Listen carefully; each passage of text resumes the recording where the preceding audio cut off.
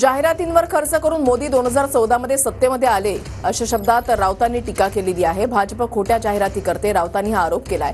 तर एकीकडे आमच्या जाहिराती सामनामध्ये छापायच्या, दुसरीकडे टीका करायची। राऊत डबल ढोलकी। भाजपवरील टीकेला नितेश राणेंनी उत्तर दिलंय।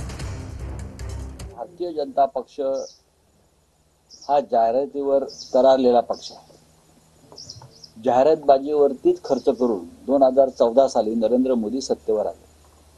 खोट्या जाहिराती, खोटी प्रसिद्धी, म्हणजे 2014 साली ज्या जाहिराती केल्या होत्या ब्लॅक अँड व्हाईट सगळ्या आपण पाहत्या, आणि आता 10 वर्षानंतरची परिस्थिती जर आपण पाहिली तर नरेंद्र मोदींनी या देशामध्ये फार मोठी क्रांती केली आहे किंवा नवीन आधुनिक हिंदुस्थान घडवलं आहे असं काय आम्हाला कधी दिसलं नाही।